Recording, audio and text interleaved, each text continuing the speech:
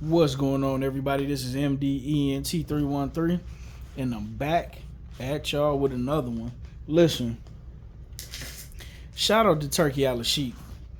He trying to take over boxing. Listen, and you talking about fair? That dude is fair and balanced with everything I hear from his criticism of how people do the pound for pound rankings and how they try to leave certain fighters off the pound for pound rankings, even though those particular fighters accomplish more than the fighters that they're trying to put above them. To him trying to get all the promotional companies to work together under one roof and one umbrella, to now what he's trying to implement, which is why we are here right now, is Turki Alalshikh is trying to implement AI as the score for, the AI system for scoring in boxing, right?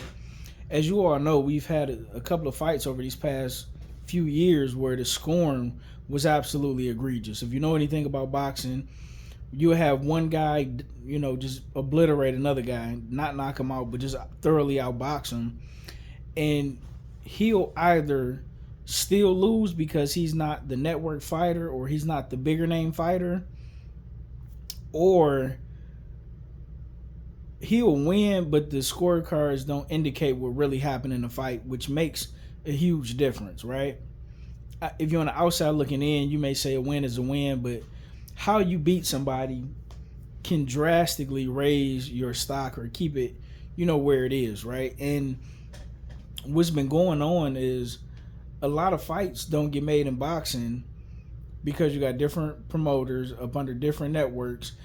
And when it comes time to make the big fights that where the fighters are on separate networks, the fighters want to fight each other, but the promoters won't want to put their guy up against another guy if he feel that his guy may lose, or it's a good chance that his guy may lose. So, one guy, they don't want to come to the other promotional company and fight. That guy don't want to go to the other promotional company.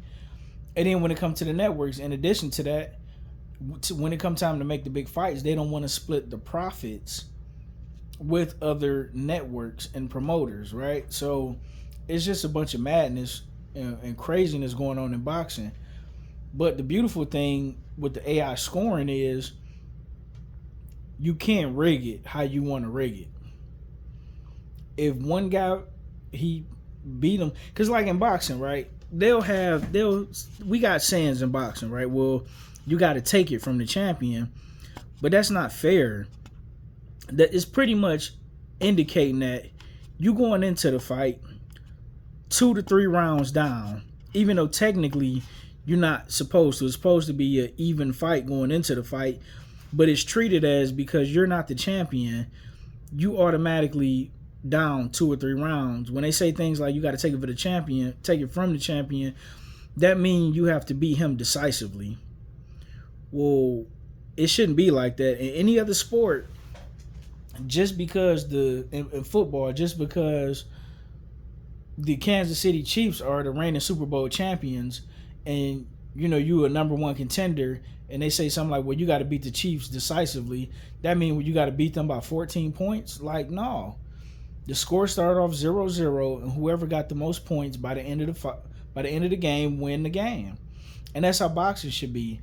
And a lot of times what'll happen is these fighters, the top rated fighter or the network favorite fighter or potential cash cow, they'll really lose a fight, but they'll get awarded the win because the networks feel like they can make more money on that particular fighter. So in a close fight, it's almost a given that they're going to give it to the bigger name fighter, which is completely unfair. Like, one of the fun things about sports is the Cinderella story. That's why people fell in love with college basketball when you got March Madness, because you got all these teams and you got these favorites, but you can get a team like Davidson or George Mason, or any team, Appalachian State, come out of nowhere and beat a number one team like University of North Carolina or beat a Michigan or whatever, right? But in boxing, you very, very rarely see it because the game is rigged in a certain way. So when you watching these fights, and it's bad enough you got to listen to biased commentary. So if you're a diehard boxing fan like myself and you know how to score a fight, you can watch the fight with the commentary on or off. But if you're somebody that's new coming into the sport of boxing, you can easily be swayed by what the commentators say. I remember one particular time, right? And I probably told the story before. But at the time, I used to get off on Saturdays. And I used to, watch the fights back when Top Rank was on HBO and PBC was still on Showtime. And I believe The Zone wasn't even out yet, right? So those was the main two networks, Showtime and HBO. Yeah, PBC and Top Rank. And then you still had your smaller ones like Golden Boy and Kathy Duva. She had a promotional company, and Frank Warren's promotional company, right? Well, anyway, I'm watching the Triple G.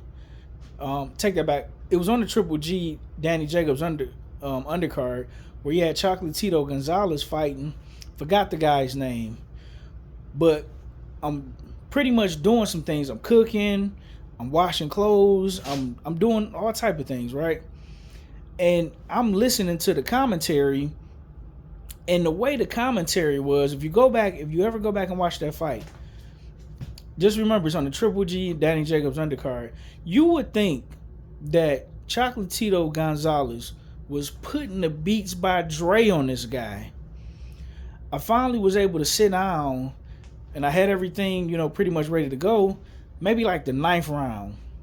And when I say that dude was beating the brakes off Chocolatito Gonzalez, and this was back when they was trying to pretend he was the number one pound for pound fighter, even when you still had guys like Andre Ward and Terrence Crawford and Lomachenko and them running around.